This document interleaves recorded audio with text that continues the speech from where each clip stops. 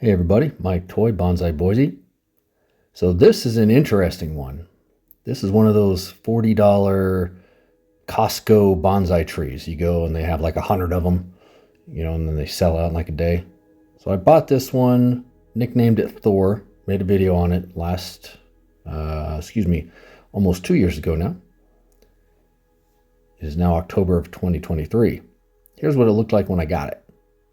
This is right after I repotted it in March of 2022. So I guess a year and a half ago. Looked pretty good. And it stayed like that for a while. Had a really big root base, really cool looking tree. Named it Thor. Now present day. Look at that. I have no idea what that is. It's some type of fungus or mold or I just don't know. Whatever it is, it's not good. This happened when I brought in all the trees at the end of summer. I put this in the greenhouse/grow tent that I have, and it almost immediately responded badly.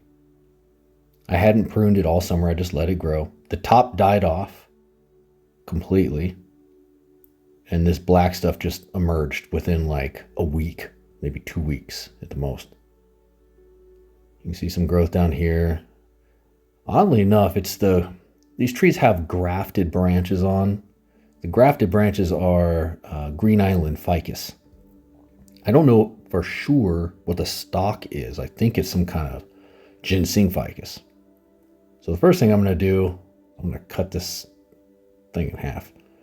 Excuse me, not the first thing, but one of the things I'm going to do is I'm going to cut this thing in half. I'm going to cut the dead part off the top.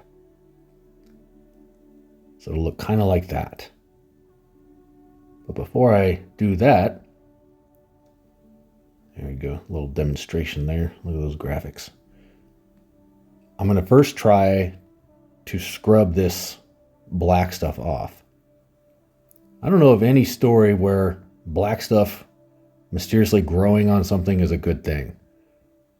So I'm assuming that this is not a good thing. So I got some warm soapy water, an old toothbrush. I think it's an old toothbrush. Kidding. So I'm just scrubbing away. As you can see, it kind of took some off, but not really. This is after scrubbing it for a while too. I mean, I really went at this thing. The water was turning black, so it must have been coming off at least a little bit.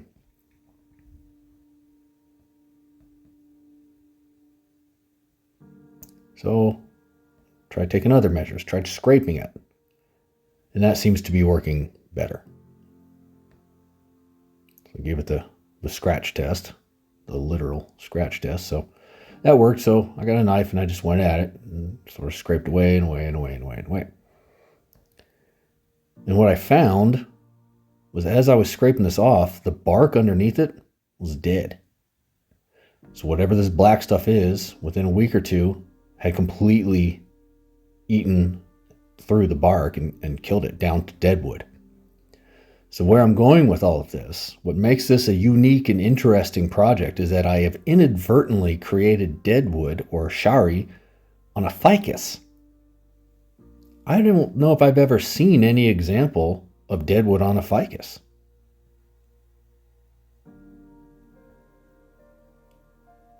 And I have looked. Now, what I think might happen is that it'll rot away, especially if I don't treat it with something. I think you are supposed to treat this with lime sulfur, which I don't have. But I'm going to get some, and I'm going to treat it with some lime sulfur. I think it would be pretty cool if it had some kind of deadwood feature on it. If anybody else has ever seen an example of a ficus with deadwood or shari, I had to do a little research to see what it's even called. It's there's gin, with junipers. You see it with conifer trees, and sometimes maples too, or elms. But the maples and elms just looks different. It kind of like has a rotted away look. They have like little hollow spots. The junipers and pines, you'll see like dead branches, like the gin. You'll see Peter Chan creates those a lot. Really cool gin. but I've never seen one on a ficus. So this will be the first, for me at least.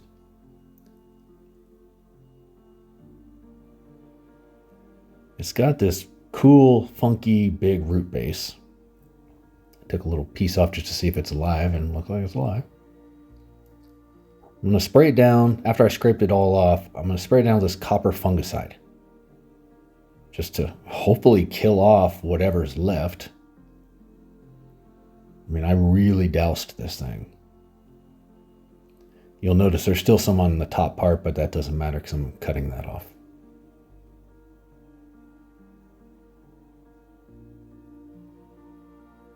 So there it is.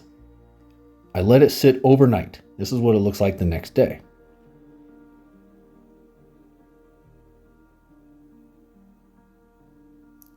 Take a look at this deadwood. It's really unique and weird, and I couldn't have created this if I tried.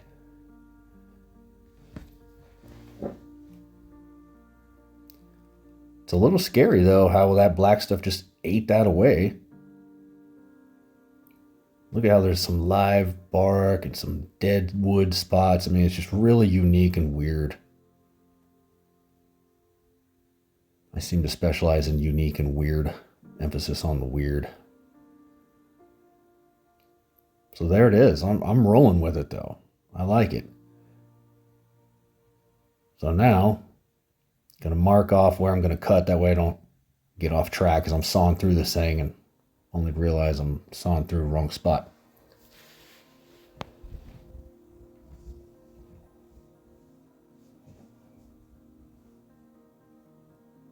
Now watch this blooper. This has been the most interesting. So I'm hanging onto it tight because I don't want to, and whoops, I yanked that sucker right out of the pot. So I stared at it in disbelief for a few minutes, and then I just started hacking away. Yeah, this was, I wouldn't say it was a bad project. It was a fun one because of all these unique and weird things and bloopers, and it was just kind of fun. And it ends up looking really cool in the end, I think. So I saw away at it.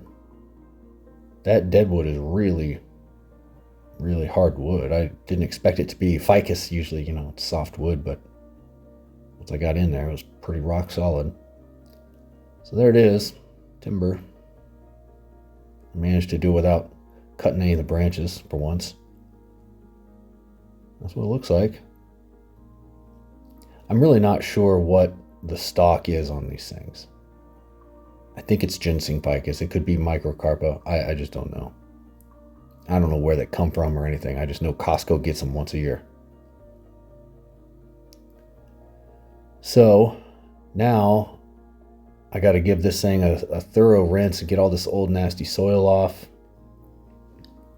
Because I've been spraying it with soap and water, and all that black stuff has been running down into the roots and in the soil. So I got to get it thoroughly cleaned off. But that's kind of how it's looking so far. So far, I mean, the movement on it is so cool.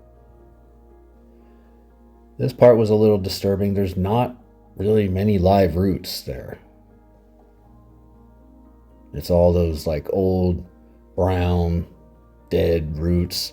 None of those like live white feeder roots that you want to see. How it's even alive, I don't know.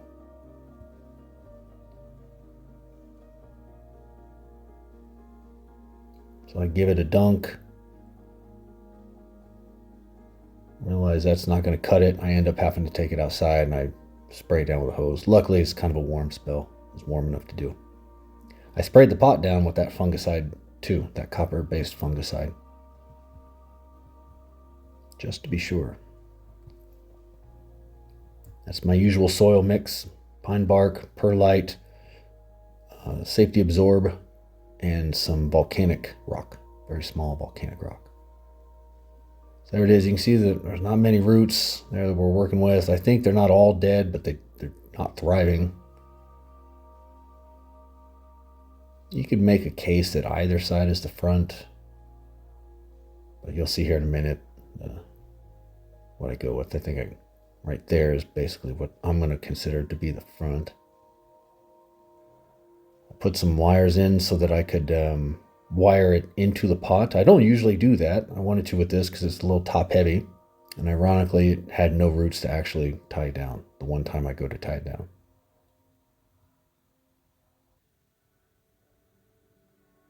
Also, working the soil into the roots is a lot easier when there's not many roots. I did leave that growth down there at the bottom that you see, kind of in the elbow, which typically you don't want to. You don't, as a general rule, you don't want growth coming out of the inside of a bend, only on the outside. But in this particular case, it was in such rough shape, I really didn't want to put any extra strain on it. I do a little bit of light trimming on the top here in a second, you'll see, which I knew I was going to do, because I still got to look at it every day after all. But also I left the growth on the bottom just in case it keeps dying back. I don't know what to expect with this one now. I don't know. I did some Googling. I couldn't really get a clear answer on what that black stuff was. There's a lot of theories, a lot of opinions and a lot of things it could be, but no like clear-cut answer. And this was the only one. If you've seen my other videos, you know that I have several ficus, maybe 100, all different varieties.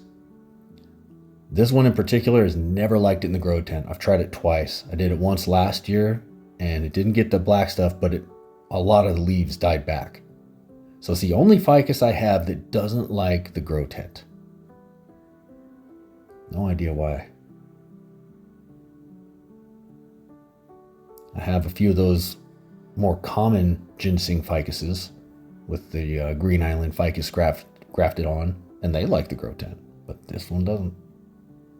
So there is kind of how it's looking. And as it sort of dries out, that deadwood is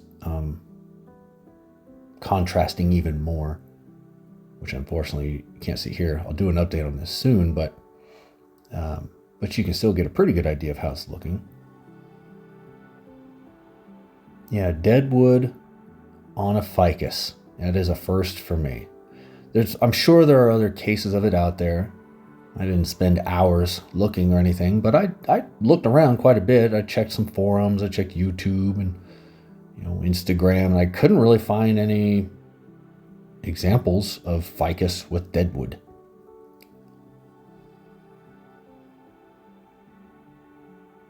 I'm sure if I went out and asked, the internet would provide many examples. So that's how it's looking. I actually like it much better, and not just because of the deadwood. So deadwood part aside, just cutting it in half and making it shorter, I like the movement of it now. I like the gnarliness of the trunk. I like the move. I just like it better. All in all, I liked it before, but I like it better now. Would love to hear your opinions. No wrong answer. If you liked it better before or like it better now. Have you seen deadwood on a ficus? Share your experiences. Would love to hear it. But I definitely wanted to share mine because it was pretty unique. Please like and subscribe. Leave me some comments. Share your knowledge. Thanks for watching. Have a good day, everybody.